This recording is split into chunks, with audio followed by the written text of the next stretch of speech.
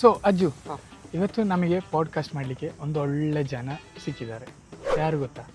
ಸ್ವರೂಪ ಅಧ್ಯಯನ ಕೇಂದ್ರದಿಂದ ಇಬ್ಬರು ವ್ಯಕ್ತಿಗಳಿದ್ದಾರೆ. ಸೊ ಅವರ ನಮಗೆ ಇವತ್ತು ಕರೆದು ಒಂದು ಪಾಡ್ಕಾಸ್ಟ್ ಮಾಡಿದ್ರೇನು? ನಾನು ಹೇಳ್ತೇನೆ, ಅವರಿಗೆ ಒಂದು ಟಾಸ್ಕ್ ಕೊಡಬೇಕು. ಅವಳಿಗೆ ಆಗ್ಲಿಕ್ಕಿಲ್ಲ, ಗೊತ್ತಾಯ್ತಾ? ಹಾಗೆ ಒಂದು ಟಾಸ್ಕ್ ಕೊಡ್ಬೇಕು ನಾವು ಅಂತ ಒಂದು ಐಡಿಯಾ ನನ್ನ ಹತ್ರ ಇದೆ. ಕರೆದ್ರೇನು? ಅದು ಮಾಡುವ, ಒಳ್ಳೆಯದು. ಸೊ ಕರಿವ ಅಲ್ಲ? ಪ್ರಸನ್ನ ಬರ್ತೀರಾ? ಇಲ್ಲಿ ಬನ್ನಿ.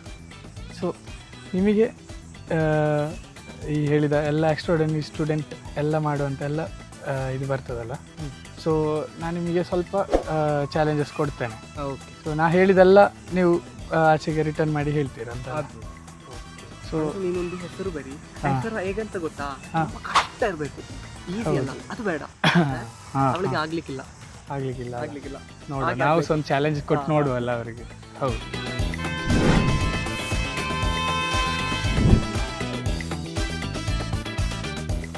ಆಗ್ರಹ ಕೊಟ್ಟರೆ ಯಾವ ಲ್ಯಾಂಗ್ವೇಜಲ್ಲಿ ಕೊಡಬೇಕು? ಕನ್ನಡ ಅಲ್ಲ, ಅದಲ್ಲ. ನಮ್ಮಲ್ಲಿ ಕಣ್ಣು ಭಾಷೆ, ಕೈ ಭಾಷೆ, ಚಪ್ಪಾಳೆ ಭಾಷೆ ಅದೆಲ್ಲ ಉಂಟು. ಹಾಗೆ ಆದ್ರೆ ನಮಗೆ ಚಪ್ಪಾಳೆಯಲ್ಲಿ ಸಾಕಾಗ್ತದೆ. ಚಪ್ಪಾಳೆಯಲ್ಲಿ ಕೊಡು. ಈಗ ಅಕ್ಕ ಇದ್ದಾರೆ, ಅವರನ್ನು ಕರಿತೇನೆ, ನಾ ಕೊಡ್ತೇನೆ, ಆಗ ಅವರು ಹೇಳ್ತಾರೆ. ಓಕೆ ಸರಿ. ಹಾಯ್. ಈಗ ನೀವು ಒಂದು ಹೆಸರು ಏನೋ ಕೊಟ್ಟಿರ್ಬೇಕಲ್ಲ ಪ್ರಸನ್ನಂಗೆ. ಸೊ ಅವನು ಅದನ್ನು ನನಗೆ ಚಪ್ಪಾಳೆ ಭಾಷೆಯಲ್ಲಿ ಹೇಳ್ತಾನೆ. ಅದು ಏನಂತ ಅರ್ಥ ಆಗಲಿಕ್ಕಿಲ್ಲ ಎಲ್ರಿಗೂ ಕೂಡ. ಅದು ಆಮೇಲೆ ಎಕ್ಸ್ಪ್ಲೇನ್ ಮಾಡುವ. ಸೊ ಅವನಿಗೆ ಲ್ಯಾಂಗ್ವೇಜ್ ಕೊಡಲಿ ಅಲ್ವಾ?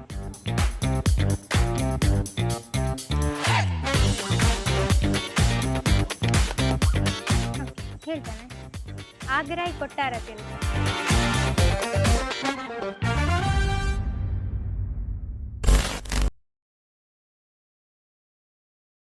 ನನ್ನ ಹೆಸರಲ್ಲೇ ಆದಿ ಸ್ವರೂಪ ಅಂತ ಉಂಟು. ಅದ್ರಲ್ಲಿ ಗೊತ್ತಾಗಿರ್ಬೋದು ಸ್ವರೂಪ ಸಂಸ್ಥೆ ನನಗೆ ಸಂಬಂಧಪಟ್ಟದ್ದು ಅಂತ. ನೀವು ಸ್ಕೂಲಿಂಗ್ ಏನ್ ಮಾಡ್ಲಿಲ್ಲ, ಡೈರೆಕ್ಟ್ ಸ್ವರೂಪಕ್ಕೆ ಹೋದದ್ದು. ಅದು ನಿಮ್ಗೆ ಎಫೆಕ್ಟ್ ಆಯ್ತಲ್ಲ? ಒಳ್ಳೆ ತರದ್ದು ಚೇಂಜಸ್ ಉಂಟಾ ನಿಮ್ಮ ಲೈಫಲ್ಲಿ? ಈಗ ಸ್ಕೂಲಿಗೆ ಒಂದು ಆಲ್ಟರ್ನೇಟಿವ್ ಸ್ವರೂಪ. more than 1600 ಶೋ ಕೊಟ್ಟಿದ್ದೇವೆ ನಾವು ಆಲ್ ಅರೌಂಡ್ ಕರ್ನಾಟಕ. ಯಾವ ಕಷ್ಟವೂ ಕಷ್ಟ ಅಲ್ಲ ಅಂತ ಅದೊಮ್ಮೆ ನೆನಪಿಸಿದ್ರೆ ಸಾಕು, ಎಲ್ಲ ಹೋಗ್ತದೆ. ನಮ್ಮಲ್ಲಿ MBA ಕೋರ್ಸ್ ಮಾಡ್ತೇವೆ, ಅದನ್ನ ಜಸ್ಟ್ 10 days ಅಲ್ಲಿ ಮುಗಿಸ್ತೇವೆ. MBA in 10 days. Hi all, welcome to ಅಂತವ್ಯೂ ಪಾಡ್ಕಾಸ್ಟ್. ಇದೊಂದು ಹೊಸ ಶುರುವಾತ್ ಅಂತ ಹೇಳ್ಬಹುದು, ಯಾಕೆಂದ್ರೆ ನಮ್ದು ಫಸ್ಟ್ ಕನ್ನಡ ಪಾಡ್ಕಾಸ್ಟ್ ಇದು. ಇವತ್ತು ನಮ್ಮ ಜೊತೆ ಇರೋದು ಆದಿ ಸ್ವರೂಪ. ಅವಳೊಂದು ರಿಸೋರ್ಸ್ ಪರ್ಸನ್ ಫ್ರಮ್ ಸ್ವರೂಪ ಅಧ್ಯಯನ ಕೇಂದ್ರ. ಹಾಯ್, ನಮಸ್ತೆ. ಹಲೋ, ನಮಸ್ತೆ. ಸೊ ಇದೊಂದು ಲೈಕ್ ಎಲ್ಲರಿಗೂ ಇರ್ತದೆ ಒಂದು ಫಸ್ಟ್ ಕ್ವೆಶ್ಚನ್ ಅಂತಲ್ಲ, ಒಂದು ಆಗ್ಯದು ಲೈಕ್ ಯಾಕೆ ಸ್ವರೂಪ, ವೈ ಸ್ವರೂಪ? ನನ್ನ ಹೆಸರಲ್ಲೇ ಆದಿ ಸ್ವರೂಪ ಅಂತ ಉಂಟು. ಅದ್ರಲ್ಲಿ ಗೊತ್ತಾಗಿರ್ಬೋದು ಸ್ವರೂಪ ಸಂಸ್ಥೆ ನನಗೆ ಸಂಬಂಧಪಟ್ಟದ್ದು ಅಂತ. ಅಂದ್ರೆ ನನ್ನ ಪೇರೆಂಟ್ಸ್ ಗೋಪಾಟ್ಕರ್ ಮತ್ತೆ ಸುಮಾಡ್ಕರ್ ಅಂತ. ಅವರು ಸುಮಾರು ವರ್ಷಗಳ ಹಿಂದೆ ಸ್ವರೂಪ ರಿಸರ್ಚ್ ಸೆಂಟರ್ ಅಂತ ಒಂದು ಇನ್ಸ್ಟಿಟ್ಯೂಷನ್ ಅನ್ನ ಸ್ಟಾರ್ಟ್ ಮಾಡಿದ್ರು. It was a non formal education centre. ಹೋಗ್ತಾ ಈಗ ಅದನ್ನ ಬೇರೆ ಮಾಡ್ತಾ ಇದ್ದೇನೆ, ಅದು ಹೇಳ್ತಾ ಹೋಗ್ತೇನೆ. ಹಾಗಾಗಿ ನಂಗೆ ಬಾಲ್ಯದಿಂದ ಶಾಲೆಗೆ ಹೋಗೋ ಬದಲು ನಾನು ಸ್ವರೂಪ ಅಧ್ಯಯನ ಕೇಂದ್ರಕ್ಕೆ ಹೋದದ್ದೇ ಹೆಚ್ಚು. ಲೈಕ್ ಒಂದು ಕ್ವೆಶ್ಚನ್, ಯಾಕೆಂದ್ರೆ ಯಾಕೆ ನಿಮ್ದು ಪೇರೆಂಟ್ಸ್ ಇದು ಸ್ಟಾರ್ಟ್ ಮಾಡ್ಲಿಕ್ಕೆ ಅವರು ಇನಿಷಿಯೇಟಿವ್ ಯಾಕೆ ತೆಗೆದು?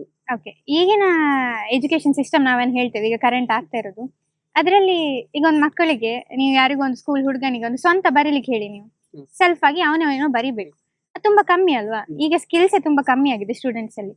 ಸೊ ಆ ಸಾಮರ್ಥ್ಯ ಹೆಚ್ಚಾಗ್ಬೇಕು ಅನ್ನೋ ಕಾರಣ ಒಂದು ಮೇನ್ ಆಗಿ, ಮತ್ತೆ ಒಂದು ಸ್ಟೂಡೆಂಟ್ ಆದ್ರೂ ಈ ಸ್ಟ್ರೆಸ್ಫುಲ್ ಎಜುಕೇಶನ್ ಸಿಸ್ಟಮ್ ಇಂದ ಬಚಾವ್ ಆಗ್ಬೇಕು ಅನ್ನೋ ಕಾರಣ ಅಪ್ಪ ಅಮ್ಮ ಇಬ್ರು ಡಯಟ್ ಅಲ್ಲಿ ಟೀಚರ್ಸ್ ಟ್ರೈನಿಂಗ್ ಅದರಲ್ಲಿ ಸಂಸ್ಥೆಯಲ್ಲಿ, ಅದೊಂದು ಟೀಚರ್ಸ್ ಟ್ರೈನಿಂಗ್ ಸಂಸ್ಥೆ ಡಿಸ್ಟ್ರಿಕ್ಟ್ ಇತ್ತು.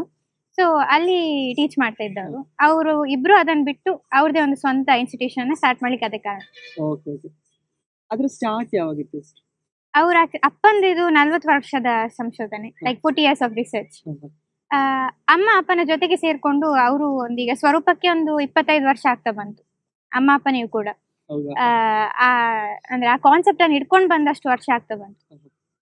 ಸುಮಾರು ವರ್ಷಗಳ ಹಿಂದೆ ಶುರು ಆದದ್ದು, ಈಗ ಒಂದು ಸ್ಟ್ರಕ್ಚರಿಗೆ ಬರ್ತಾ ಉಂಟು ಅಂತ ಹೇಳ್ಬೋದು.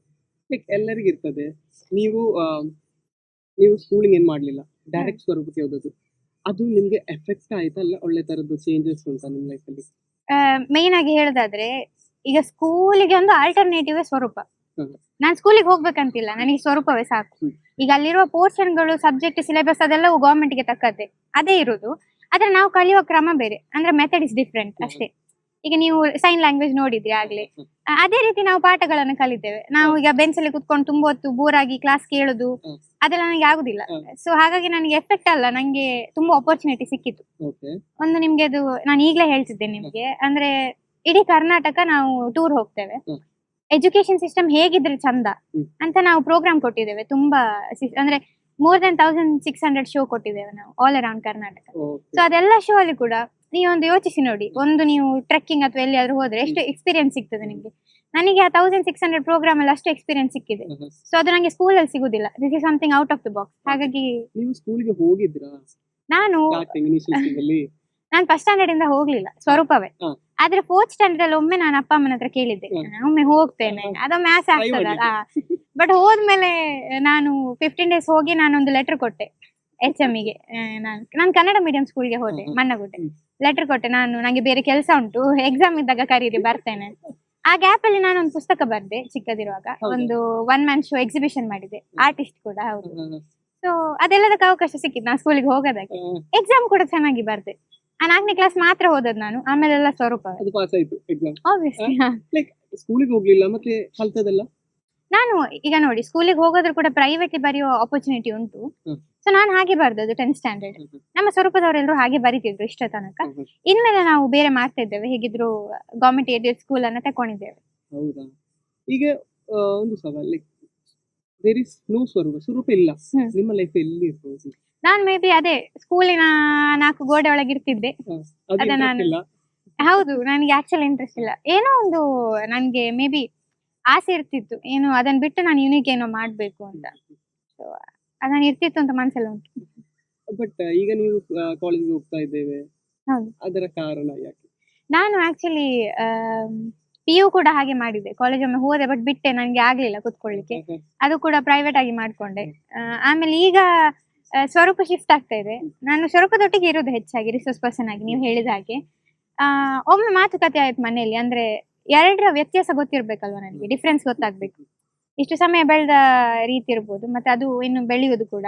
ಎರಡು ಸರಿಯಾಗಿ ನನಗೆ ಸೇರಿದ್ರೆ ಬ್ಯಾಲೆನ್ಸ್ ಆಗಿರ್ತೇನಲ್ವಾ ಅಂತ, ಹಾಗೆ ಅಷ್ಟೇ ಕಾರಣ. ಮತ್ತೆ ಇಲ್ಲಿ ಹೋಗುವಾಗ ನೀವು ಹೇಳಿದ್ರು ಈಗ ಲೈಕ್ ನಿಮ್ಗೆ ಸ್ಕೂಲ್ಗೆ ಹೋಗ್ಲಿಕ್ಕೆ ಆಗುದಿಲ್ಲ, ಈಗ ಕಾಲೇಜಿಗೆ ಹೋಗ್ತೇವೆ ನೀವು, ಅದರ ಎಕ್ಸ್ಪೀರಿಯನ್ಸ್? ಆದ್ರೆ ಕಷ್ಟ ಪಡ್ತೇನೆ ಕ್ಲಾಸಲ್ಲಿ ಕುತ್ಕೊಳ್ಳಿಕ್ಕೆ. ನನ್ನ ಫ್ರೆಂಡ್ಸಿಗೆಲ್ಲ ಗೊತ್ತುಂಟು ನಂಗೆ ಆಗುತ್ತೆ. ಐ ಮೀನ್ ಅಂದ್ರೆ ಒಂದ್ ಸ್ವಲ್ಪ ಅಡ್ಜಸ್ಟ್ ಆಗ್ಲಿಕ್ಕೆ ಸಮಯ ತಕೊಂಡೆ.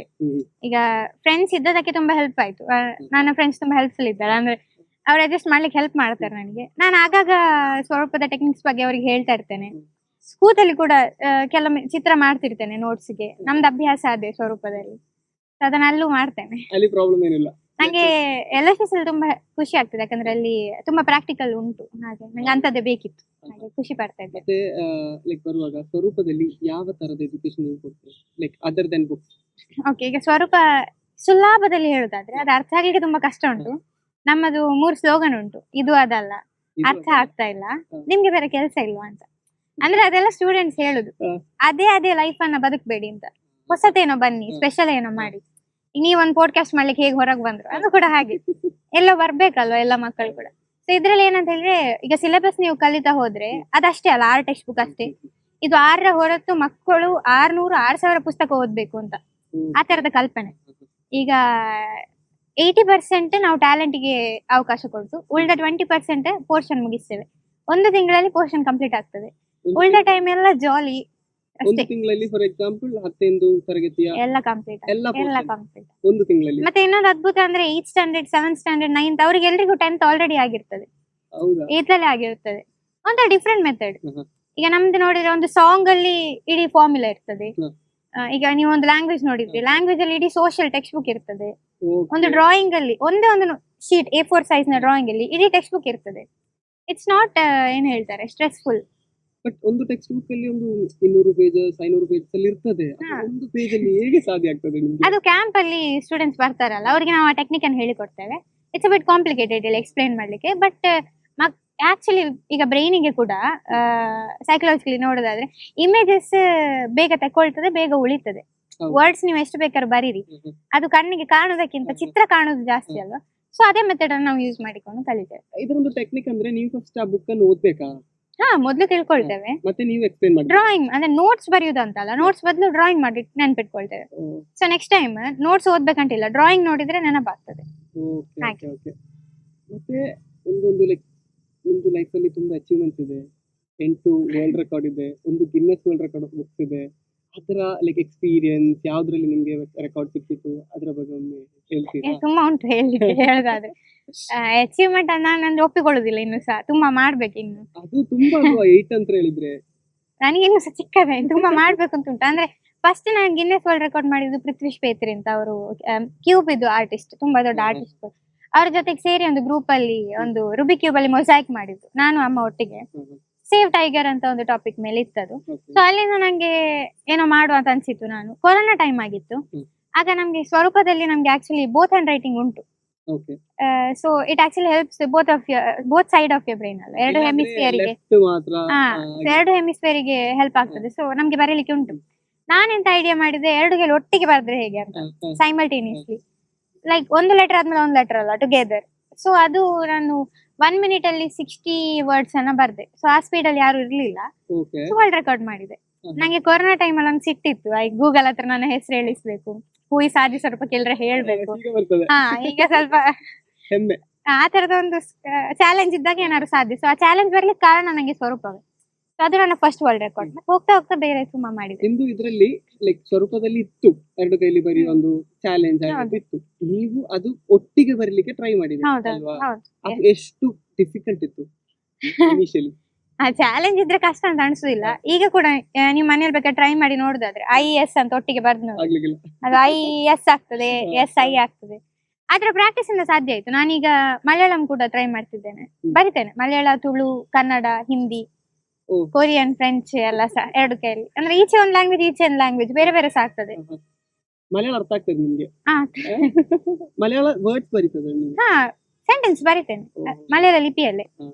ಅದು ತುಳುಗೆ ಸ್ವಲ್ಪ ಸಿಮಿಲರ್ ಉಂಟು, ಆದ ಕಾರಣ ಕಲ್ತಿದ್ದೇನೆ ಹಾಗೆ. ಮತ್ತೆ ಈ ಒಂದು ಟೆಕ್ನಿಕ್ ಈಗ ನಿಮ್ಮ ಸ್ವರೂಪದಲ್ಲಿ ಎಲ್ಲರಿಗೂ ಕಲಿಸ್ತೀರಾ? ಹಾ, ಹೌದು. ಅದೇ ರಿಸರ್ಚ್ ಪರ್ಸನ್ ಆಗಿ ನಾನು ಇದೊಂದು ಟೆಕ್ನಿಕ್ ಮಾತ್ರ ಅಲ್ಲ, ನಮ್ಮಲ್ಲಿ 10 ಟೆಕ್ನಿಕ್ ಉಂಟು. ಒಂದು ಸ್ಟೂಡೆಂಟ್ ಕಲಿಯುವಾಗ ಬರೀ ಒಂದೇ ಟೆಕ್ನಿಕಲ್ ಕಲಿಯುವುದಲ್ಲ, ಬೇರೆ ಬೇರೆ ಟೆಕ್ನಿಕಲ್ಲಿ ಜಾಲಿ ಎಂಜಾಯ್ ಮಾಡ್ತಾರೆ. ಸೊ ಅದೆಲ್ಲ ಟೆಕ್ನಿಕ್ ನಾನು ಹೇಳಿಕೊಡ್ತೇನೆ. ನಾವು ಮೊದಲು ಸ್ಟಾರ್ಟ್ ಮಾಡಿದಾಗ ನೀವು ಹೇಳಿದ್ರಲ್ವಾ, ಕ್ಲಾಪ್ ಇಂದ ಒಂದು ಟೆಕ್ನಿಕ್ ಇದೆ, ಮತ್ತೆ ಐ ಇಂದ ಟೆಕ್ನಿಕ್ ಇದೆ. ಯಾವ ಯಾವ ಟೈಪ್ ಒಂದು ಟೆಕ್ನಿಕ್? ಆಕ್ಚುಲಿ 40 ಟೈಪ್ಸ್ ಇದೆ. 40 ಡ್ಯಾನ್ಸ್ ಇದೆ, ಕಾಲಿದು ಲ್ಯಾಂಗ್ವೇಜ್ ಇದೆ. ಹಾ, ಆಮೇಲೆ ಐರನ್ ಅದೊಂದು ಜೋಕ್, ಬಟ್ ತುರಿಕೆ ಭಾಷೆ ಕೂಡ ಮಾಡಿದ್ದಾರೆ. ಅಂದ್ರೆ ಹೀಗೆ ತುರ್ಸಿಕೊಂಡು ಕೂಡ ಲ್ಯಾಂಗ್ವೇಜ್. ಅದು ಏನ್ ಗೊತ್ತಾ, ಒಂದು ಸ್ಟೂಡೆಂಟ್ಸ್ ಗೆ ಒಂದು ಜಾಲಿ ಇದ್ರೆ ಅವ್ರು ಎಂತ ಸಹ ಕಲಿತಾರೆ. ಫಸ್ಟ್ ನನ್ನ ತಂದೆ, ಅವ್ರು ತುಂಬಾ ಕ್ರಿಯೇಟಿವ್, ಅವರಿಗೆ ಏನೋ ಹೊಸ ತರಬೇಕು ಅಂತ ಯಾವ್ದು ಕೂಡ ಅದೇ ಆಲೋಚನೆ ನನಗೂ ಬಂದಿದೆ. ನನ್ನ ತಾಯಿ ಕೂಡ ಹಾಗೆ, ಅವರು ತುಂಬಾ ಡಿಫ್ರೆಂಟ್ ಟೈಪ್ ಆಫ್ ಟೀಚರ್. ಅವರು ಟೀಚಿಂಗ್ ಅಲ್ಲೇ ಇದ್ದದಲ್ಲ, ಸೊ ಅವರು ತುಂಬಾ ಯುನೀಕ್ ಆಗಿರೋ ಟೀಚರ್. ಸೊ ಅವರು ಯೋಚಿಸಿದ ಕ್ರಮಗಳನ್ನೆಲ್ಲ ನಾವು ಕಂಟಿನ್ಯೂ ಮಾಡ್ತಾ ಇದ್ದೇವೆ ಹಾಗೆ. ಈಗ ನಿಮ್ಗೆ ಏನಾದ್ರು ಸ್ಟಾರ್ಟ್ ಮಾಡ್ಲಿಕ್ಕೆ ಉಂಟಾ? ನಾನು ಹೊಸತು ಉಂಟಲ್ಲ, ನಾನು ಸ್ವರೂಪದಲ್ಲಿ ಹೊಸತು ಮಾಡ್ತಾ ಇರ್ತೇನೆ. ಈ ಭಾಷೆಗಳಿಗೆಲ್ಲ ನಾನು ಸಹಾಯ ಮಾಡಿದ್ದೇನೆ. ಹೌದಾ? ಮತ್ತೆ ಈಗ ಎಲ್ಲರಿಗೂ ಒಂದು ಡೌಟ್ ಇರ್ತದೆ, ಲೈಕ್ ಸ್ವರೂಪಕ್ಕೆ ಹೇಗೆ ಜಾಯಿನ್ ಆಗುವುದು, ಅಲ್ಲಿ ಬಂದ್ರೆ ಏನೆಲ್ಲ ಇದೆ, ಅದ್ರ ಒಂದು ಸ್ಮಾಲ್ ಎಕ್ಸ್ಪ್ಲನೇಷನ್ ಕೊಡ್ತೀರಾ? ಇದನ್ನು ನನ್ನ ಕಡೆಯಿಂದ ಕೇಳೋದಕ್ಕಿಂತ ಹೆಚ್ಚಾಗಿ ನನ್ನ ಜೂನಿಯರ್ ಹತ್ರ ಕೇಳ್ತೀರಾ? ಹಾಗೆ ಆಗ್ಬೋದಾ? ಆಗ್ಬೋದು. ಹಾಯ್. ಸೊ ನಿಮ್ಮ ಹತ್ರ ಒಂದು ಕ್ವೆಶ್ಚನ್ ಇದೆ. ಏನಂತ ಗೊತ್ತಾ, ಯಾಕೆ ಸ್ವರೂಪ? ಲೈಕ್ ತುಂಬಾ ಸ್ಕೂಲ್ಸ್ ಇದೆ, ಎಲ್ಲ ಇದೆ ಅಲ್ವಾ, ಯಾಕೆ ಸ್ವರೂಪ ಚೂಸ್ ಮಾಡಿ ನೀವು? ಬೇರೆ ಸ್ಕೂಲ್ ಅನ್ನು ನೋಡುವಾಗ ಅಥವಾ ಬೇರೆ ಸಿಸ್ಟಮ್ಸ್ ಎಲ್ಲ ನೋಡುವಾಗ ಇದು ಆತರ ಅಲ್ಲ ಅಂತ ಕಂಡಿತು, ಇದು ಅದಲ್ಲ ಅಂತ ಗೊತ್ತಾಯ್ತು. ಅಷ್ಟೇ. ಯಾರು ರೆಕಮೆಂಡ್ ಮಾಡಿದ್ದು? ಫಸ್ಟ್ ಅಪ್ಪನ ಒಬ್ರು ಫ್ರೆಂಡ್ ಲೆಕ್ಚರ್ ಇದ್ದಾರೆ, ಅವರ ಸ್ಟೂಡೆಂಟ್ ಒಬ್ಬ ಕ್ಯಾಂಪಿಗೆ ಬಂದಿದ್ದು, ಹಾಗೆ ಗೊತ್ತಾಯ್ತು. ಹೌದಾ? ಲೈಕ್ ಈಗ ಹೇಳುವಾಗ ನಿನ್ನ ಇಷ್ಟಕ್ಕೆ ಹೇಳಿದ ಅಲ್ಲ, ಅವರು ಫೋರ್ಸ್ ಮಾಡಿದ ಪೇರೆಂಟ್ಸ್ ಅಲ್ಲ, ಅವರು ಹೇಳಿದ್ರ ಇಲ್ಲಿ ಹೋಗು ಒಳ್ಳೇದಾಗ್ತದೆ ಅಂತ? ಅದು ಎಂತ ಗೊತ್ತಿರ್ಲಿಲ್ಲ, ಸೀದಾ ಕರ್ಕೊಂಡ್ ಬಂದು ಸೇರಿಸಿದ ಅಷ್ಟೇ. ಮತ್ತೆ ಇಲ್ಲಿ ಜರ್ನಿ ಹೇಗಿತ್ತು? ಸ್ಟಾರ್ಟಿಂಗ್ ಎಲ್ಲ ಅರ್ಥ ಆಗ್ತಿರ್ಲಿಲ್ಲ, ಮತ್ತೆ ಮತ್ತೆ ಅರ್ಥ ಆಗ್ತಾ ಬಂತು. ಮತ್ತೆ ಇಂಟ್ರೆಸ್ಟ್ ಜಾಸ್ತಿ ಆಯ್ತು, ಇಲ್ಲಿ ಕಾನ್ಫಿಡೆನ್ಸ್ ಜಾಸ್ತಿ ಆಯ್ತು. ನಾನು ಯಾವ್ದೋ ಒಂದು ಲಿಮಿಟ್ ಅಲ್ಲಿ ಇದ್ದೆ ಅನಿಸ್ತಿತ್ತು ಇಷ್ಟು ದಿನ, ಈಗ ಒಂದು ಫ್ರೀಡಮ್ಗೆ ಬಂದೆ ಅಂತ ಅನಿಸ್ತು. ಆ ಬೌಂಡ್ರಿಯಿಂದ ಹೊರಗೆ. ಹೌದು, ನನ್ನ ಗೋಲ್ಸ್ಗಳು ಸಹ ಅಷ್ಟೇ ಲಿಮಿಟ್ಸ್ ಅಲ್ಲಿ ಇತ್ತು, ಈಗ ಅದನ್ನ ಬಿಟ್ಟು ಬೇರೆ ಸಹ ಮಾಡ್ಬೋದು ಅಂತ ಗೊತ್ತಾಗಿದೆ. ಹೌದಾ? ಈಗ ಸ್ವರೂಪ ಆದ ಮೇಲೆ ನಿಮ್ಮ ಪ್ಲಾನ್, ಲೈಕ್ 10 ಆದ ಮೇಲೆ ಏನಾದ್ರೂ ಪ್ಲಾನ್ಸ್ ಇರ್ಬಹುದಲ್ವಾ, ಹಾ. ಇನ್ನೇನ ಇದು ಮಾಡ್ಬೇಕು ಹಾಗೆ ಏನಾದ್ರೂ ಪ್ಲಾನ್? ಈಗ ಯೋಚನೆ ಕೂಡ ಅದ್ರಲ್ಲೇ ಉಂಟು. ಮತ್ತೆ ನೆಕ್ಸ್ಟ್ ಪ್ಲಾನ್ಸ್ ಎಂತ ಅಂದ್ರೆ ಆ ಇದನ್ನೇ ಕಂಟಿನ್ಯೂ ಮಾಡ್ಬೇಕು, ಬೇರೆ ಸ್ಕಿಲ್ಸ್ ಎಲ್ಲ ಕಂಟಿನ್ಯೂ ಮಾಡ್ಬೇಕು. ಇಲ್ಲೇ ಅಂತಲ್ಲ, ಹೊರಗೆ ಹೋದ್ರು ಕೂಡ ಇದ್ರದ್ದೊಂದು ಶೈಲಿ ಇರ್ತದಲ್ಲ, ಅದನ್ನ ಕಂಟಿನ್ಯೂ ಮಾಡ್ಬೇಕು. ಹೊಸತನ್ನು ಕಲಿಯುದು, ಹುಡುಕಾಡುದು, ಅದೆಲ್ಲ ಕಂಟಿನ್ಯೂ ಮಾಡ್ಬೇಕು. ಮತ್ತೆ ಯಾವ್ದಾದ್ರೂ ಒಂದು ಪಾಯಿಂಟ್ ಅಲ್ಲಿ ಲೈಕ್ ಒಂದು ಇದು ಅಂತ ಲೈಕ್ ಸ್ವರೂಪ ಬೇಕಿತ್ತ ನನಗೆ ಹಾಗೇನಾದ್ರೂ ಇತ್ತಾ? ಆ ಕೆಲವೊಮ್ಮೆ ಅನಿಸ್ತದೆ ಅಂದ್ರೆ ಹ್ಮ್. ಯಾವಾಗಾದ್ರೂ ನಮ್ಗೆ ಕಷ್ಟದು ಎಂತಾದ್ರೂ ಆದಾಗ ಮಾತ್ರ ಇಲ್ಲಿದೊಂದು ಸ್ಲೋಗನ್ ಉಂಟಲ್ಲ, ಯಾವ ಕಷ್ಟವು ಕಷ್ಟ ಅಲ್ಲ ಅಂತ, ಅದೊಮ್ಮೆ ನೆನಪಿಸಿದ್ರೆ ಸಾಕು, ಎಲ್ಲ ಹೋಗ್ತದೆ ಹಾಗೆ. Okay. ಮತ್ತೆ ಇನ್ನೊಂದು ಇದೆ, ನಿಮ್ಗೆ 10 ವರ್ಲ್ಡ್ ರೆಕಾರ್ಡ್ ಇದೆ, ಹಾ. ಅದ್ರ ಬಗ್ಗೆ ಒಮ್ಮೆ ಹೇಳ್ತೀರಾ? ಸ್ಟಾರ್ಟಿಂಗ್ ನಂಗೆ ಒಂದು ವರ್ಲ್ಡ್ ರೆಕಾರ್ಡ್ ಆದ್ರೆ ಅಂತ ಸಾಕಿತ್ತು, ಅದನ್ನ ಇಟ್ಕೊಂಡೆ ಬಂದದ್ ನಾನು. ಒಂದು ವರ್ಲ್ಡ್ ರೆಕಾರ್ಡ್ ಆದ್ರೆ ಸಾಕು ಅಂತ. ಮತ್ತೆ ಅವರ ಹಾ ಹಾ ಇದ್ರಿಂದ ಮತ್ತೆ ಮತ್ತೆ ಒಂದು ವರ್ಷ ನಾ ಸುಮ್ಮನೆ ಹಾಗೆ ಸ್ಟಡಿ ಮಾಡಿದೆ. 2ನೇ ವರ್ಷ ಫಸ್ಟ್ ವರ್ಲ್ಡ್ ರೆಕಾರ್ಡಿಗೆ ಟಚ್ ಮಾಡಿದ್ದು. ಅದು ಭಗವದ್ಗೀತೆಯನ್ನ ಪಿಕ್ಟೋರಿಯಲ್ ಲ್ಯಾಂಗ್ವೇಜ್ ಅಲ್ಲಿ ಬರ್ದದ್ದು. ಹೌದಾ? ಹೇಗೆ ಬರ್ದದ್ದು? ಲೈಕ್ ಒಂದು ದೊಡ್ಡ ಬುಕ್ ಅಲ್ಲಿ, ಒಂದು ಪೇಜ್ ಅಲ್ಲಿ? ಅಲ್ಲ, ಒಂದು ದೊಡ್ಡ ಚಾರ್ಟ್ ಅಲ್ಲಿ ಬರ್ದದ್ದು. ಫುಲ್ ಭಗವದ್ಗೀತೆ 700 ಶ್ಲೋಕವನ್ನು 84,426 ಡ್ರಾಯಿಂಗ್ಸ್ ಮಾಡಿ ಕಂಪ್ಲೀಟ್ ಮಾಡಿ. ಎಷ್ಟು ದಿನ ಇತ್ತು ಅದು ಆ ಪ್ರೊಸೀಜರ್? ನಂಗೆ ಸ್ಟಾರ್ಟಿಂಗ್ ಎಲ್ಲ ನಂಗೆ ತುಂಬಾ ಇದಾಗ್ಲಿಕ್ಕೆ ಉಂಟ ಹಾಗೆ ಅನಿಸ್ತು. ಮತ್ತೆ ಯಾವಾಗ ಬಿಡದೆ ಕಂಟಿನ್ಯೂ ಮಾಡಿದೆ, ಆಗ 1 ತಿಂಗಳಲ್ಲಿ ಮುಗಿತದೆ. 1 ತಿಂಗಳಲ್ಲಿ ಇಷ್ಟು? ಹಾ. ಓಕೆ. ಹಾಗಂದ್ರೆ ಲೈಕ್ ನಿಮ್ಗೆ ಈಗ ಸ್ವರೂಪದಲ್ಲಿ ತುಂಬಾ ಲೈಕ್ ಈಗ ನಾವು ಒಂದು ಕಂಟೆಂಟ್ ಮಾಡಿದಲ್ವಾ, ಲೈಕ್ ಕ್ಲಾಪ್ ಇಂದು, ಐಸ್ ಇಂದು, ಅದು ಅವರೇ ಕಲ್ಸಿಕೊಟ್ಟದ? ಹೌದು. ಕೆಲವೊಂದನ್ನ ನಾವೇ ಕ್ರಿಯೇಟ್ ಮಾಡ್ತಾ ಇದ್ವಿ ಒಟ್ಟಿಗೆ ಸೇರಿ. ಇವರಿಗೆ ಫ್ರೀಡಮ್ ಉಂಟಾ ಅದು ಮಾಡ್ಲಿಕ್ಕೆಲ್ಲ? ಅವರೇ ಕ್ರಿಯೇಟ್ ಮಾಡಿದ್ದೆಲ್ಲ. ಹೌದಾ? ಮತ್ತೆ ಲೈಕ್ ಬರುವಾಗ ಈಗ ನಮ್ಮ ನಾರ್ಮಲ್ ಸ್ಕೂಲ್ಸ್ ಇಲ್ವಾ, ನಾರ್ಮಲ್ ಸ್ಕೂಲ್ಸ್ ಅಲ್ಲಿ ಈ ತರದ್ದು ಎಜುಕೇಶನ್ ಇಲ್ಲ.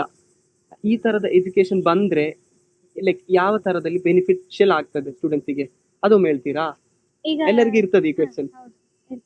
ನಾವು ಅದನ್ನು ಕೂಡ ಮಾಡ್ಲಿಕ್ಕೆ ಟ್ರೈ ಮಾಡ್ತಿದ್ದೇವೆ. ಅಂದ್ರೆ ಫ್ರಾಂಚೈಸಿ ಕೊಡ್ತಾ ಇದ್ದೇವೆ ಸ್ಕೂಲಿಗೆ, ಅಂದ್ರೆ ಈ ಟೆಕ್ನಿಕ್ ಅನ್ನ ತಗೊಳ್ಬಹುದು ಅಂತ. ಈಗ ಸ್ಕೂಲಲ್ಲಿ ಈಗ ಪೋರ್ಷನ್ಸ್ ಗೆ ತುಂಬಾ ಟೈಮ್ ತಗೊಳ್ತಾರಲ್ಲ, ತಕೊಂಡ ಮೇಲೆ ಕೂಡ ಸ್ಪೆಷಲ್ ಕ್ಲಾಸ್ ಉಂಟು 10ನೇ ಕ್ಲಾಸಿಗೆ, ಬೆಳಗಿಂದ ರಾತ್ರಿವರೆಗೆ ಅದೇ ಮಾಡ್ತಾ ಇದ್ದಾರೆ. ಅದ್ರ ಬದಲಾಗಿ ಮೇ ಬಿ ಇದನ್ನ ಟೆಕ್ನಿಕ್ ಅನ್ನ ತಕೊಂಡಾಗ ಅವರು ಹೆಚ್ಚು ಟೈಮ್ ಪೋರ್ಷನ್ ಅಥವಾ ಆಗಿರ್ಬೋದು ಸಿಲೆಬಸ್ ಅದಕ್ಕೆ ಕೊಡುವ ಬದಲು ಅವರ ಸ್ಕಿಲ್ಸ್, ಈಗ ಒಂದು ಸ್ಟೂಡೆಂಟ್ಗೆ ಅವನದ್ದು ಫೀಲ್ಡ್ ಅಲ್ಲಿ ಹೋಗ್ಬೇಕು ಅಂತ ಆಸೆ ಇರ್ತದಲ್ಲ, ಅದು ಮೊದ್ಲಿಂದ ಸ್ಟಾರ್ಟ್ ಮಾಡಿದ್ರೆ, ಈಗ ಫಾರಿನ್ ಅಲ್ಲೆಲ್ಲ ಮೊದ್ಲೇ ಅವರಿಗೆ ಸಿಲೆಕ್ಷನ್ ಇರ್ತದೆ, ನಾನು ಇದ್ರಲ್ಲಿ ಸಾಧನೆಗೆ ಹೋಗ್ತೇನೆ. ಸೊ ಮೇ ಬಿ ಅದನ್ನ ಮುಂದೆ ತಂದ್ರೆ ಇಂಡಿಯಾಕ್ಕೆ ಜಾಸ್ತಿ ಮೆಡಲ್ ಸಿಗ್ಬೋದು, ಇಂಡಿಯಾ ತುಂಬಾ ಹೆಸರು ಬರ್ಬೋದು ಇಂಡಿಯಾಕ್ಕೆ. ಮತ್ತೆ ಹೇಳುವಾಗ ನೀವ್ ಹೇಳಿದ್ರಲ್ಲ 1 ತಿಂಗಳಲ್ಲಿ ನಿಮ್ದು ಫುಲ್ ಸಿಲೆಬಸ್ ಆಯ್ತು, ಆದ್ರೆ ನಮ್ಮ ಸ್ಕೂಲ್ ನೋಡುವಾಗ 8 ತಿಂಗಳು 9 ತಿಂಗಳು ಆಗ್ತದೆ. ಅದ್ರೊಂದು ಡ್ರಾಬ್ಯಾಕ್, ಒಂದು ದೊಡ್ಡ ಡ್ರಾಬ್ಯಾಕ್ ಅಲ್ವಾ? ಲೈಕ್ ಯಾವ ತರದಲ್ಲಿ ಅದು ಇಂಪ್ರೂವ್ ಮಾಡಬಹುದು? ಇದು ಆಕ್ಚುಲಿ ನಮ್ಮಲ್ಲಿ ಟೀಚರ್ಸ್ ಗೆ ಒಂದು ಟ್ರೈನಿಂಗ್ ಇರ್ತದೆ ಸೆಪರೇಟ್ ಆಗಿ, ಆ ಟೆಕ್ನಿಕ್ಸ್ ಅನ್ನು ಯೂಸ್ ಮಾಡಿಕೊಂಡು ಟೀಚ್ ಮಾಡ್ಲಿಕ್ಕೆ. 1 ಮಂತ್ ಪೋರ್ಷನ್ ಅಂತ ಹೇಳಿದ್ರೆ ತುಂಬಾ ಮೇಲಿಂದ ಮೇಲೆ ಮುಟ್ಟಿಸ್ತಾ ಹೋಗುದು ಸ್ಟೂಡೆಂಟ್ಸ್. ನಾನು ಸ್ವರೂಪದಲ್ಲಿರುವಾಗ ನನಗೆ ಹಾಗಿತ್ತು, ಬೇರೆ ಬೇರೆ ಟೀಚರ್ಸ್ ಇದ್ರು, ಬೇರೆ ಬೇರೆ, ಇವರಿಗೆ ಮೋಸ್ಟ್ಲಿ ಒಬ್ಬರೇ ಇದ್ರು ಇಬ್ಬರೇ ಇದ್ರು. ಈಗ ಇನ್ನು ಇಂಪ್ರೂವೈಸ್ ಮಾಡ್ತಾ ಇದ್ದೇವೆ, ತುಂಬಾ ಟೀಚರ್ಸ್ ಅಂತ ತಗೊಳ್ತಿದ್ದೇವೆ. ಫಸ್ಟ್ ಟೀಚರ್ಸ್ ಗೆ ಟ್ರೈನಿಂಗ್ ಬೇಕಾಗಿರುತ್ತೆ ಮುಗಿಸಿ ಕೊಡ್ಲಿಕ್ಕೆ, ಆಮೇಲೆ ಟೀಚರ್ಸ್ ಕಲಿಬೇಕು ಸ್ಟೂಡೆಂಟ್ಸ್ ಒಟ್ಟಿಗೆ. ಓಕೆ. ಇದು ಈ 1 ತಿಂಗಳಲ್ಲಿ ಬರುವ ಈ ಕೋರ್ಸ್ ಇಲ್ವಾ, ಅದು ಕಷ್ಟ ಆಗುದಿಲ್ವಾ ಸ್ಟೂಡೆಂಟ್ಸ್ ಗೆ? ಆಗಿದ್ದು ಫೀಡ್ಬ್ಯಾಕ್ ಏನು ಈಗ ಸಿಕ್ಕಿದೆ ನಿಮಗೆ ನಿಮಗೆ? ಒಂದು ಪ್ರಶ್ನೆ ಕೇಳ್ತಾರೆ, ನಾನು 10 ವರ್ಷ ಕಷ್ಟಪಟ್ಟು ಮತ್ತೆ ಫೇಮಸ್ ಆಗ್ತೀರಾ, ಇಲ್ಲ 1 ವರ್ಷ ತುಂಬಾ ಕಷ್ಟಪಟ್ಟು 10 ವರ್ಷ ಫೇಮಸ್ ಆಗಿರ್ತೀರಾ ಕೇಳಿದಾರೆ ಅಂತ ಹೇಳಿ? ಸೆಕೆಂಡ್ ಅಲ್ಲ, ಅದೇ ಮಾಡುದು. ಬಟ್ ಅದು ಅವರಿಗೆ ಡೈಜೆಸ್ಟ್ ಮಾಡ್ಲಿಕ್ಕೆ ಆಗ್ತದಾ 1 ತಿಂಗಳಲ್ಲಿ? ಬರೀ ನೋಟ್ಸ್ ಅನ್ನ ನೀವು ಓದಿಕೊಂಡು ಹೋದ್ರೆ ಆಬ್ವಿಯಸ್ಲಿ ಸಾಧ್ಯ ಇಲ್ಲ, ಇಟ್ಸ್ ವೆರಿ ಸ್ಟ್ರೆಸ್ಫುಲ್. ನಾವು ಕೂಡ ಅದಕ್ಕೆ ಬೇರೆ ಬೇರೆ ಟೆಕ್ನಿಕ್ಸ್ ಯೋಚಿಸ್ತಾ ಇದ್ದೇವೆ. ಈಗ ಇನ್ನು ಬರುವ ಸಿಸ್ಟಮ್ ಅಲ್ಲಿ, ಇನ್ನು ಮಾಡ್ತಾ ಇರೋದಲ್ಲಿ ಪೆರ್ನಾಜಿ ಪುತ್ತೂರಲ್ಲಿ ನಾವು ಟೀಚರ್ಸ್ ಗೆ ಒಂದು ಬರೀ ಎಂತ ಹೇಳ್ತಾರೆ, not just reading out the books, ಅದನ್ನ ಪ್ರಾಕ್ಟಿಕಲ್ ಆಗಿ ತೋರಿಸ್ಬೇಕು ಅಂತ ನಮಗೆ ಆಸೆ. ಈಗ ಮಾಡೆಲ್ ಮೂಲಕವ, ಡ್ರಾಯಿಂಗ್ ಮೂಲಕ, ಅಥವಾ ಸಾಂಗ್ ಮೂಲಕ, ಡ್ರಾಮಾ ಮೂಲಕ, ಬೇರೆ ಬೇರೆ ತರ ನೀವು ಕೊಟ್ಟಾಗ ಸ್ಟೂಡೆಂಟ್ಸ್ ಅದನ್ನ ತಕೊಳ್ತಾರೆ. ಈಗ ಫಾರ್ ಎಕ್ಸಾಂಪಲ್ ಮೂವಿ ನೋಡಿದ್ರೆ you'll never forget it, right? Subjects ಕೂಡ ಹಾಗೆ ಆದ್ರೆ it won't be stressful. 1 month ಅಲ್ಲಿ ತೋರಿಸಿ, 1 ಮಂತ್ ಅಲ್ಲಿ ಎಷ್ಟು ಮೂವಿ ನೋಡ್ಬೋದು, ಇಟ್ಸ್ ಸಮಥಿಂಗ್ ಲೈಕ್ ದಟ್. ಈಗ ನಾವು ನೋಡಿದ್ರೆ ನೀವು 1 ತಿಂಗಳಲ್ಲಿ ಕೋರ್ಸಸ್ ಎಲ್ಲ ಮುಗಿಸ್ತೇವೆ, ಮತ್ತೆ outdoor activities, trekking, dance, acting ಎಲ್ಲ ಇರ್ತದೆ ಅಲ್ವಾ? ಅದು ಬೇರೆ ಬೇರೆ ತರದ ಹಬ್ಬ ಉಂಟು, ಮೇ ಬಿ ಪ್ರಸನ್ನ ಹೇಳ್ಬೋದು ಅದನ್ನ. ಫಸ್ಟ್ ನಾವು ಓದುವ ಹಬ್ಬ ಅಂತ ಮಾಡ್ತೇವೆ. ಹೌದು ಹಬ್ಬ. ಅಂದ್ರೆ ಓದುದು ಕೆಲವೊಬ್ಬರಿಗೆ ಆಗುದಿಲ್ಲ ಅಲ್ಲ, ಪುಸ್ತಕಗಳೆಲ್ಲ ಓದುದು. ಸ್ಟಾರ್ಟಿಂಗ್ ಅದರೊಟ್ಟಿಗೆ ಆಟ ಆಡ್ಲಿಕ್ಕೆ ಹೇಳ್ತೇವೆ, ಜಸ್ಟ್ ಅದನ್ನ ನೋಡುದು ಅಷ್ಟೇ. ಅದು ತುಂಬಾ ಬುಕ್ಸ್ ನೋಡ್ತಾ ನೋಡ್ತಾ ಅದ್ರಲ್ಲಿರುವ ಸಬ್ಜೆಕ್ಟ್ಸ್ ಎಲ್ಲ ನೋಡ್ತಾ ಕೆಲವೊಬ್ಬರಿಗೆ ಓದ್ಬೇಕು ಅಂತ ಅನಿಸ್ತದೆ. ಜಸ್ಟ್ ನೋಡುದು ಅಷ್ಟೇ. ಓಕೆ. ತುಂಬಾ ಬುಕ್ಸ್ ಅನ್ನು ಸಾವಿರಾರು ಇರ್ತದೆ, ಅದನ್ನ ನೋಡ್ತಾ ಹೋಗುದು ಅಷ್ಟೇ. ಮತ್ತೆ ಅದನ್ನ ಕೆಲವೊಬ್ಬರು ಓದ್ತಾ ಇರ್ತಾರೆ, ಮತ್ತೆ ಇನ್ನೊಬ್ಬರನ್ನ ನೋಡಿ ಒಬ್ಬರಿಗೆ ಅನಿಸುದಲ್ಲ, ಅವರು ಓದ್ತಾ ಇದ್ದಾರೆ ನಾ ಸಹ ಓದ್ಬೇಕು ಅಂತ.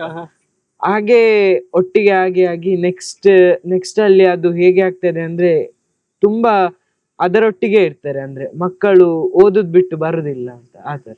ನೆಕ್ಸ್ಟ್ ಬರೆಯೋ ಹಬ್ಬ, ಗೀಚೋ ಹಬ್ಬ, ಮಾತನಾಡುವ ಹಬ್ಬ, ಹುಡುಕಾಟದ ಹಬ್ಬ, ಆತರ ಎಲ್ಲ ಮಾಡ್ತಾರೆ. Okay okay. ಇದು ನಿಮ್ದೊಂದು ಸಿಲೆಬಸ್ ಹಾಗೆ. ಮತ್ತೆ ಜಾಲಿ ಆಗೋದಂದ್ರೆ ಕಾಡಲ್ಲಿ ಶಿಕ್ಷಣ ಅಂತ ಹೋಗ್ತೇವೆ. ಓಹೋ. ರೀಸೆಂಟ್ ಆಗಿ ಹೋಗಿದ್ದೇವೆ ಕೂಡ. ಅಲ್ಲಿ ನಾವು ರೀಸೆಂಟ್ ಆಗಿ ಹೋದ್ದು ಸಿದ್ಧಿ ಜನಾಂಗ ಅಂತ, ದಿನೇಶ್ ಹೊಳ್ಳ ಅಂತ ಇದ್ದಾರೆ, ಎನ್ವಿರಾನ್ಮೆಂಟಲಿಸ್ಟ್ ದೊಡ್ಡ, ಅವರೊಟ್ಟಿಗೆ ನಾವು ಹೋಗುದು ಯಾವುದು. ಅಲ್ಲಿ ಕೂಡ ಕಲಿಕೆ ಇರ್ಬೇಕಲ್ಲ, ಅಲ್ಲಿ ಸಿದ್ಧಿ ಜನಾಂಗದವರೊಟ್ಟಿಗೆ ಮಾತಾಡಿದ್ವಿ. ಸೊ ಅಲ್ಲಿರೋ ಜನರೊಟ್ಟಿಗೆ ಸೇರುದಾಗಿರ್ಬೋದು. ಮತ್ತೆ ಒಳಗಡೆ ಕ್ಲಾಸ್ ಅಲ್ಲಿ ಕಲಿಯೋದಕ್ಕಿಂತ ಅಲ್ಲಿ ಜಾಸ್ತಿ ಇರ್ತದಲ್ವಾ ಅನುಭವ, ಮತ್ತೆ ಆ ಗಮ್ಮತ್ತೊಂದು ಬೇರೆ ಅಂತ. ಅಲ್ಲಿದೊಂದು ಎಕ್ಸ್ಪೀರಿಯನ್ಸ್ ಹೇಳ್ತೀರಾ ನಿಮ್ದು ಫಸ್ಟ್ ಆಗಿ ಹೋಗುವಾಗ? ನಾನು ತುಂಬಾ ಟ್ರೆಕ್ಸ್ ಹೋಗಿದ್ದೇನೆ ದಿನೇಶ್ ಹೊಳ್ಳ ಸರ್ ಒಟ್ಟಿಗೆ. ನಮ್ಗೆ ಆಕ್ಚುಲಿ ಬಸ್ ಅಲ್ಲಿ ಕೂಡ ಪೋರ್ಷನ್ ಕಂಪ್ಲೀಟ್ ಮಾಡ್ತಿದ್ರು ಸರ್ನವರು. ಇವರಿಗೆ ಅದು ಇನ್ನೂ ಸಿಗ್ಲಿಲ್ಲ, ಮೋಸ್ಟ್ಲಿ ಮುಂದೆ ಸಿಗ್ಬೋದು. ನಮ್ಗೆ ಅಲ್ಲಿ ಕಂಪ್ಲೀಟ್ ಮಾಡಿ ಒಂದು ಟೆಕ್ಸ್ಟ್ ಬುಕ್ ಎಲ್ಲ ರಿಕಾಲ್ ಆಗಿರ್ತದೆ. ಈಗ ನಮ್ಗೆ ನಾಳೆ 10th ಎಕ್ಸಾಮ್ ಅಂದ್ರೆ ನಾವು ಟೂರ್ ಹೋಗ್ತಾ ಇದ್ವಿ ಮುಂಚೆ ಕೂಡ. ನಾನಾಗ 8th 6th ಅಲ್ಲೆಲ್ಲ ಇದ್ದೆ, ಈಗ ಆಗಲೇ 10th ಇದಾಗಿರ್ತಿತ್ತು ಪೋರ್ಷನ್. ಸೊ ಟ್ರೆಕ್ಕಿಂಗ್ ತುಂಬಾ ಗಮ್ಮತ್ ಇರ್ತದೆ, ಬೆಟ್ಟ ಹತ್ತುದು. ನನಗೊಂದು ಗಮ್ಮತ್ತಿನ ಮೊಮೆಂಟ್ ಅಂದ್ರೆ ಇಡೀ ಬೆಟ್ಟದಲ್ಲಿ ಒಂದೇ ಮನೆ ಇತ್ತು ಮಿಡ್ಲ್ ಅಲ್ಲಿ. ಅವರೊಂದು ಅಜ್ಜಿ ಅವ್ರು ಯಾವತ್ತು ಕತ್ತೆ ಇಟ್ಕೊಂಡಿದ್ರು, ಅದು ನಂಗೆ ಒಂಥರ ಅದು ಮೆಮರಿ ಹೋಗ್ಲಿಕ್ಕಿಲ್ಲ ಮನಸ್ಸಿಂದ. ಆ ತರದೊಂದು ಎಕ್ಸ್ಪೀರಿಯನ್ಸ್ ಉಂಟಲ್ಲ, ಕ್ಯಾಂಪ್ ಫೈರ್, ರಾತ್ರಿ ಕಾಡಿನ ಮಧ್ಯೆ ಮಲಗುದು, ಅದು ಬೇಕು ನಾನು ಹೇಳಿಕೊಳ್ಳಿಕ್ಕೆ. ಅದು ಬೇಕು, ಎಲ್ಲ ಎಜುಕೇಶನ್ ವೈಸ್ ಅಲ್ಲಿ ಅದು ಇನ್ಕ್ಲೂಡ್ ಮಾಡ್ಬೇಕು ಅವರು. ಮತ್ತೆ ಮಲ್ಗುದೆಲ್ಲ ಟೆಂಟ್ ಅಲ್ಲಿ ಮಲ್ಗುದು. ನಮ್ಗೆ ಅದೊಂದು ಸ್ಲೀಪಿಂಗ್ ಬ್ಯಾಗ್ಸ್ ಸರ್ ಹತ್ರ ಇರ್ತಿತ್ತು, ನಾವು ಹಾಗೆ ಮಲಗ್ತಿದ್ವಿ ಅಲ್ಲೇ. ನಾವು ಗರ್ಲ್ಸ್ ಆಕ್ಚುಲಿ ಒಳಗೆ ಮಲಗ್ತಿದ್ವಿ, ಬಾಯ್ಸ್ ಎಲ್ಲ ಹೊರಗೆ. ಅದೊಂದು ಎಕ್ಸ್ಪೀರಿಯನ್ಸ್ ಬೇರೆ. ಈಗ ಕೂಡ ಹಳೆ ಸ್ಟೂಡೆಂಟ್ಸ್ ಬಂದಾಗ ನಾವು ಫಸ್ಟ್ ಅದೇ ಮಾತಾಡ್ತೇವೆ ಕ್ಲಾಸ್ ರೂಮಿಗಿಂತ, ಅದು ಜಾಲಿ ಆಗ್ತದೆ. ಮತ್ತೆ ಯಾವತ್ತು ನಮ್ಮಲ್ಲಿ ಹೇಳುದೊಂದು ಮಾತುಂಟು, ಈಗ ಅವನಾಗ್ಲೇ ಹೇಳಿದಾಗ ಕಷ್ಟ ಅನ್ನೋದು ಕಷ್ಟ ಅಲ್ಲ ಅಂತ, ಅದು ಸುಖದ ಅನುಭವಕ್ಕೊಂದು ದಾರಿ ಅಂತ. ಮತ್ತೆ ಸುಖ ಪಡ್ತೇವಲ್ಲ ಅದನ್ನ ನೆನಪು ಮಾಡ್ಕೊಂಡು. ಸೊ ಅದು ಅನುಭವ ಈಗ್ಲೇ ಇದ್ರೆ, ನಾನೀಗ ಒಂದು ಸ್ಟೂಡೆಂಟ್ ಆಗಿರ್ಬೋದು, ಬರುವ ಸ್ಟೂಡೆಂಟ್ಸ್ ಅಥವಾ ಮುಂದೆ ನಾನು ಕಂಪ್ಲೀಟ್ ಒಂದು ಶೇಪ್ ಆಗ್ಲಿಕ್ಕೆ ಒಂದು ಪರ್ಸನಾಲಿಟಿ ಈಗಲೇ ಅದು ಸಿಕ್ಕಿದ್ರೆ, ಸ್ವರೂಪದ ಎಜುಕೇಶನ್ ಸಿಕ್ಕಿದ್ರೆ, ಆ ಪರ್ಸನಾಲಿಟಿ ಬಿಲ್ಡ್ ಅಪ್ ಮಾಡ್ಲಿಕ್ಕೆ ನಮಗೆ ಒಂದು ಡಿಸಿಷನ್ ಬರ್ತದೆ. ನನ್ಗೆ ಇತ್ತು, ನಾನು ಸ್ಕೂಲಲ್ಲಿ ಕಲಿಯುವಾಗ ಆಗಿತ್ತು, ಏನ್ ಇವರು ಕಲಿಸುದು, ಇದು ಬೇಡ, ಅರ್ಥ ಆಗುದಿಲ್ಲ, ಎಲ್ಲರಿಗೂ ಇರ್ತದೆ ಅಲ್ವಾ. ಅದಕ್ಕೆ ನೀವ್ ಹೇಳುದು ಲೈಕ್ ಸ್ವರೂಪ ಇನ್ಕ್ಲೂಡ್ ಮಾಡ್ಬೇಕಲ್ವಾ, ಎಲ್ಲ ಎಜುಕೇಶನ್ ಅಲ್ಲಿ ಒಂದು ಸಬ್ಜೆಕ್ಟ್ ಆಗಿ ಇನ್ಕ್ಲೂಡ್ ಮಾಡ್ಬೇಕು. ಆ ಎಜುಕೇಶನ್ ತುಂಬಾ ಲೈಕ್ ಎಲ್ಲ ಇಂಡಿವಿಜುವಲಿಗೆ ಒಂದು ಇಂಟ್ರೆಸ್ಟ್ ಬರ್ತದೆ, ಕಲೀಲಿಕ್ಕೆ ಇಂಟ್ರೆಸ್ಟ್ ಬರ್ತದೆ. ಮತ್ತೆ ಲೈಕ್ ನಿಮ್ದು ಇಲ್ಲಿತ್ತಲ್ವಾ ಆಫೀಸ್ ಫಸ್ಟ್? ನಾವು ಮಂಗಳೂರಲ್ಲಿ ಇದ್ದದ್ದು, ಆಫೀಸ್ ಇಂದ ಹಿಡಿದು ಸ್ವರೂಪ ಸಂಸ್ಥೆ ಕೂಡ. ಬಟ್ ಈಗ ಕಂಪ್ಲೀಟ್ ಆಗಿ ಪೆರ್ನಾಜಿ ಸೀತಾರಾಘವ ಶಾಲೆ ಅಂತ ಇದೆ, ಅದ್ರೊಟ್ಟಿಗೆ ನಾವು ಸೇರಿ ಸ್ವರೂಪ ಆದಿ ಸ್ವರೂಪ ಶಿಕ್ಷಣ ಸಾಧನ ಕೇಂದ್ರ ಅಂತ ಅದನ್ನ ಅಲ್ಲಿ ಸ್ಟಾರ್ಟ್ ಮಾಡ್ತಾ ಇದ್ದೇವೆ. ಅಲ್ಲಿ ತುಂಬಾ ಡಿಫ್ರೆಂಟ್ ಆಗಿ, ಅಂದ್ರೆ ಮುಂಚೆ ಪ್ರಾಬ್ಲಮ್ ಇರ್ತಿತ್ತು ಪೇರೆಂಟ್ಸ್ ಗೆ, ಸರ್ಟಿಫಿಕೇಟ್ ಇಲ್ಲ ಅದು ಇದು ಅಂತ. ಈಗ ಅದು ಪ್ರಾಬ್ಲಮ್ ಇಲ್ಲ, ಗವರ್ಮೆಂಟ್ ಇದೆ ಸರ್ಟಿಫಿಕೇಟ್ ಇರ್ತದೆ. ಗವರ್ಮೆಂಟ್ ಏಡೆಡ್ ಸ್ಕೂಲ್ ಅನ್ನ ನಾವು ತಗೊಂಡಿದ್ದೇವೆ, ಮತ್ತೆ ಇಂಗ್ಲಿಷ್ ಮೀಡಿಯಂ ಸ್ಕೂಲ್ ಇದೆ. ಇದೊಂದು ನಾನ್ ಪ್ರಾಫಿಟಬಲ್ ಆರ್ಗನೈಸೇಷನ್. ಹೌದು, ಇನ್ನು ಅದು ಫ್ರೀ ಎಜುಕೇಶನ್ ಸಿಸ್ಟಮ್ ಕೂಡ ಮಾಡ್ತಾ ಇದ್ದೇವೆ. ಓಕೆ. ಮತ್ತೆ ನಿಮ್ದೊಂದು ಒಂದು ವಾರದ ಟ್ರೈನಿಂಗ್ ಇದೆ, ಕೋರ್ಸ್ ಇದೆ, ಬೂಟ್ ಕ್ಯಾಂಪ್ ಆಗಿ. ಸ್ಕೂಲ್ಗೆ ಜಾಯಿನ್ ಆಗೋದಕ್ಕೆ ಮುಂಚೆ ಕ್ಯಾಂಪಿಗೆ ಬರಲೇಬೇಕು ಕಂಪಲ್ಸರಿ. ಯಾರಾದ್ರೂ ಬರೋದಿದ್ರೆ ಫಸ್ಟ್ ಕ್ಯಾಂಪಿಗೆ ಬಂದು, ಅಲ್ಲಿ ತುಂಬಾ ಟೆಕ್ನಿಕ್ಸ್ ಇರ್ತದೆ, ಅಲ್ಲಿ ತುಂಬಾ ಗೊತ್ತಾಗ್ತದೆ ಕ್ಯಾಂಪ್ ಅಲ್ಲಿ. ಅದು ಸಿಕ್ಕಿ ಆದ ಮೇಲೆ ಸ್ವರೂಪಕ್ಕೆ ಬಂದ್ರೆ ಬೆಟರ್, ಇಲ್ಲಾದ್ರೆ ಲೈಕ್ ಆಡ್ ಒನ್ ಔಟ್ ಆಗಿ ಬಿಡ್ತದೆ, ಕಷ್ಟ ಆಗ್ಬೋದು. ಸೊ ನೀವೊಂದು ಹಿಂಗ್ ಕೊಟ್ಟೆ, ಈಗ ಸ್ವರೂಪಕ್ಕೆ ಜಾಯಿನ್ ಆಗ್ಬೇಕಾದ್ರೆ ಏನ್ ಮಾಡ್ಬೇಕು? ಲೈಕ್ ಆಡಿಯನ್ಸ್ ಗೆ ಇರ್ತದೆ ನಂಗೆ ಬರ್ಬೇಕು, ಅದರ ಒಂದು ಪ್ರೊಸೀಜರ್ ಹೇಳ್ತೀರಾ? ಫಸ್ಟ್ ಮೇ ಬಿ ನೀವು ಡಿಸ್ಕ್ರಿಪ್ಷನ್ ಅಲ್ಲಿ ಕ್ಯಾಂಪಿನ ಡೀಟೇಲ್ಸ್ ಹಾಕ್ಬೋದು, ನಂಬರ್ ಎನಿಥಿಂಗ್. ಸೊ ಕ್ಯಾಂಪಿಗೆ ಬಂದ್ರೆ ಮತ್ತೆ ನಾವು ಅಲ್ಲಿ ಡೀಟೇಲ್ಸ್ ಹೇಳ್ತೇವೆ, ಜಾಯಿನ್ ಆಗೋದು ಹೇಗೆ ಸ್ಕೂಲಿಗೆ ಅಂತ. ಸೊ ಫಸ್ಟ್ ಅವ್ರಿಗೆ ಕ್ಯಾಂಪಿಗೆ ಬರೋದು ಒಳ್ಳೇದು. ಅದು ಲಿಮಿಟೆಡ್ ಸ್ಲಾಟ್ಸ್ ಅದರಲ್ಲಿ ಕ್ಯಾಂಪಿಗೆ ಹಾಗೆ ಇಟ್ಟಿದ್ದೇವೆ ಈಗ, ಬಟ್ ಜಾಯಿನ್ ಆಗ್ತಾ ಇದ್ದಾರೆ, ತೊಂದರೆ ಇಲ್ಲ. There is time left, 8 days ಅಂತ. But school actually limited slot ಮಾಡ್ತಿದ್ದೇವೆ. ಹೌದಾ? ಲೈಕ್ ಈಗ because it's research center, hmm, research based ಆದ ಕಾರಣ ತುಂಬಾ ಜನ ಇದ್ರೆ we can't give selective attention ಅಲ್ಲ. ಹೌದು. ಈಗ ಎಷ್ಟು ಸ್ಟೂಡೆಂಟ್ಸ್ ಇದ್ದಾರೆ? ಒಂದು ಈಗ ಜಾಯಿನ್ ಆಗ್ತಿದ್ದಾರೆ ಅಷ್ಟೇ, ನಾವು ಜೂನ್ ಅಲ್ಲಿ ನೋಡ್ಬೇಕು. ಲಾಸ್ಟ್ ಬ್ಯಾಚ್ ಅಲ್ಲಿ, ಇವರ ಬ್ಯಾಚ್ ಅಲ್ಲಿ ಇವರ ಬ್ಯಾಚ್ ಅಲ್ಲಿ 25 ಇದ್ರು ಅಷ್ಟೇ. ಅಷ್ಟೇ. ನನ್ನ ಬ್ಯಾಚ್ ಅಲ್ಲಿ 60 to 70 ಇದ್ರು. ಕೊರೋನಾ ಆದ್ಮೇಲೆ ಇಟ್ ವೆಂಟ್ ಡೌನ್ ಆಕ್ಚುಲಿ. ಯಾಕೆ? ಇದೊಂದು ಒಳ್ಳೆ ಇನಿಷಿಯೇಟಿವ್ ಅಲ್ವಾ? ತುಂಬಾ ಇದ್ದದ್ದು ಹೊರಗಡೆಯಿಂದ ಸ್ಟೂಡೆಂಟ್ಸ್, ಕರ್ನಾಟಕದ ಹೊರಗಡೆ ಡಿಸ್ಟ್ರಿಕ್ಟ್ ಇಂದ. Okay okay. ಹಾಸ್ಟೆಲ್ ಇದ್ದ ಜಾಸ್ತಿ. ಸೊ ಕೊರೋನಾ ಟೈಮ್ ಅಲ್ಲಿ ನಮ್ಗೆ ಹೆದರಿಕೆ ಆಯ್ತು, ಎಂತ ಆಗ್ತದೆ ಕೊರೋನಾ ಅಂತ ಗೊತ್ತಾಗ್ತದೆ. We had to send them all back. So ಅದಾದ್ಮೇಲೆ ವಾಪಸ್ ಸ್ಟಾರ್ಟ್ ಮಾಡುವಾಗ my dad's plan was to take only 30 students. It was 15 and then 25 later. Focus ಕೊಡ್ಲಿ. ಯಾ, ಸೊ ಎಲ್ಲರಿಗೊಂದು ಡೌಟ್ ಇರ್ತದೆ, ನಿಮ್ದು ಕ್ಯಾಂಪ್, ಆ 10 days ಕ್ಯಾಂಪ್ ಹೇಗೆ ಇರ್ತದೆ ಅಂತ. ನಿಮಗೊಂದು ಶಾಕಿಂಗ್ ಹೇಳುದಾದ್ರೆ, ನಮ್ಮಲ್ಲಿ MBA ಕೋರ್ಸ್ ಮಾಡ್ತೇವೆ, ಅದನ್ನ ಜಸ್ಟ್ 10 days ಅಲ್ಲಿ ಮುಗಿಸ್ತೇವೆ. MBA in 10 days. ಅದೇ MBA ಅಂದ್ರೆ M ಅಂದ್ರೆ ಮೆಮರಿ, ಹಾ. B ಅಂದ್ರೆ ಬ್ರೈನ್ ಸ್ಕಿಲ್ ಡೆವಲಪ್ಮೆಂಟ್, A ಅಂದ್ರೆ ಆಟಿಟ್ಯೂಡ್ ಡೆವಲಪ್ಮೆಂಟ್. ಆ ತರ ಎಲ್ಲರಿಗೆ ಕನ್ಫ್ಯೂಷನ್ಸ್ ಅದ, ನನ್ಗೆ ಬೇಕು MBA in 10 days. So 10 days ಅಲ್ಲಿ ಏನಾಗ್ತದೆ ಅಂದ್ರೆ, ಒಂದು ಸ್ಟೂಡೆಂಟ್ ಗೆ ಸ್ಕಿಲ್ ತುಂಬಾ ಡೆವಲಪ್ ಆಗ್ತದೆ. ಈಗ ಬರ್ಬೇಕಾದ್ರೆ ಒಂದು ಸ್ಟೂಡೆಂಟ್ ಗೆ ನಂಗೆ ಮಾತೇ ಆಡ್ಲಿಕ್ಕೆ ಬರುದಿಲ್ಲ ಅಂತಿದ್ರೆ, ಲಾಸ್ಟಿಗೆ ಹೋಗುವಾಗ ಅವನೇ ಮೈಕ್ ತಕೊಂಡ್ ಬೇಕಾದ್ರೆ 20 ನಿಮಿಷ ಮಾತಾಡಿ ಇವನ್ ಹೋಗ್ತಾನೆ. ಹಾಗೆ. ಹೌದು, ಕೇಳಿ. ಹೇಗಿತ್ತು ಎಕ್ಸ್ಪೀರಿಯನ್ಸ್ ಆ 10 days ಅಲ್ಲಿ ನಿಂದು? ಫಸ್ಟ್ ನಾ ಅದು 10 days ಅನ್ನು ಅಟೆಂಡ್ ಮಾಡ್ಲಿಲ್ಲ, ಸ್ಕೂಲ್ ಡೈರೆಕ್ಟ್ ಆಗಿ. ಡೈರೆಕ್ಟ್ ರಿಸೋರ್ಸ್ ಪರ್ಸನ್ ಆಗಿ ಬಂದದ್ದು, ಹೌದಾ? ಸೀನಿಯರ್ ಆಗಿ ವರ್ಕ್ ಮಾಡಿ. ಮೇ ಬಿ ಅವನಿಗೆ ಬೇರೆ ಸ್ಟೂಡೆಂಟ್ಸ್ ಇದ್ ಎಕ್ಸ್ಪೀರಿಯನ್ಸ್ ಗೊತ್ತುಂಟ ಅವ್ನು ಹೇಳಿ. ಈಗ ಟ್ರೈನಿಂಗ್ ಮಾಡ್ತೀರಾ ನೀವು ಕೊಡ್ತೀರಾ? ಹಾ. ಓಹೋ. ಲೈಕ್ ಸ್ಟೂಡೆಂಟ್ಸ್ ಇಂದ ಎಕ್ಸ್ಪೀರಿಯನ್ಸ್ ಹೇಳಿ, ಅವ್ರಿಗೆ ಅವರ ಎಕ್ಸ್ಪೀರಿಯನ್ಸ್ ನಿಮ್ಗೆ ಗೊತ್ತಾಗ್ತದಲ್ವಾ ನೋಡುವಾಗ? ಕೆಲವೊಬ್ಬರು ಇರ್ತಾರೆ, ಸ್ಟಾರ್ಟಿಂಗ್ ಹೇಗೆ ಅಂದ್ರೆ ತುಂಬಾ ನಾಚಿಕೆಯಿಂದ ಇರ್ತಾರೆ. ಹಾ. ಅಂದ್ರೆ ಸ್ಟೇಜ್ ಅಲ್ಲಿ ಬರುದಿಲ್ಲ, ಬೇರೆ ಆಕ್ಟಿವಿಟೀಸ್ ಬರುದಿಲ್ಲ. ಅದನ್ನ ನಾವು ಇನ್ವಾಲ್ವ್ ಮಾಡ್ತಾ ಹೋಗ್ತೇವೆ ಮೆಲ್ಲ ಮೆಲ್ಲ. ಹಾ. ನಮ್ಮೊಟ್ಟಿಗೆ ಜಾಯಿನ್ ಮಾಡುದು, ಮತ್ತೆ ಗ್ರೂಪ್ ಒಟ್ಟಿಗೆ ಜಾಯಿನ್ ಮಾಡುದು, ಮತ್ತೆ ಕೊನೆಗೆ ಅವರೇ ಬರ್ತಾ ಹೋಗ್ತಾರೆ. ಲಾಸ್ಟಿಗೆ ಫಸ್ಟ್ ಅಲ್ಲಿ ಅವರೇ ಇರ್ತಾರೆ. ಆ ತರ. ನಿಮ್ದು ಏಜ್? ನಂದು 14. 14 years ಅಲ್ಲಿ ಒಂದು resource person. That is what ಸ್ವರೂಪ ಗಿವ್ಸ್ ಔಟ್. Absolutely. ಸೊ ಈಗ ಸ್ವರೂಪಕ್ಕೆ ಬರ್ಲಿಕ್ಕಿದ್ರೆ ನಿಮ್ದೊಂದು ಕಾಂಟ್ಯಾಕ್ಟ್ ಡೀಟೇಲ್ಸ್ ಎಲ್ಲ ನಾವು ಕೊಡ್ತೇವೆ ಹಾ, ಇಲ್ಲಿ. yeah, sure. ಅವರು ಕಾಲ್ We can ಮಾಡ್ತಾರೆ. contact. So it was really good talking to you guys.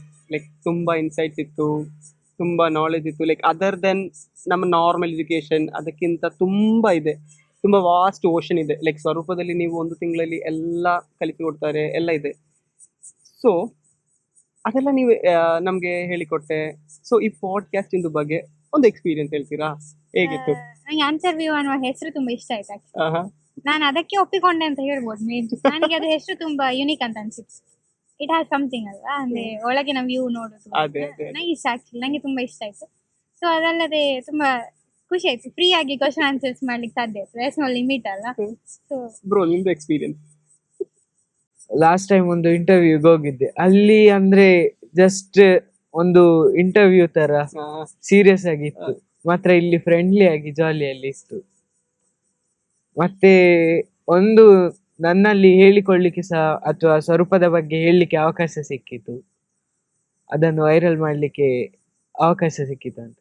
ಇನ್ನೂ ಸಹ ಸಿಗ್ತದೆ, ತುಂಬಾ ಸ್ಟೇಜ್ ಒಳ್ಳೆದಾಗ್ತದೆ. And thank you for it. Thank you guys. Thank you so much.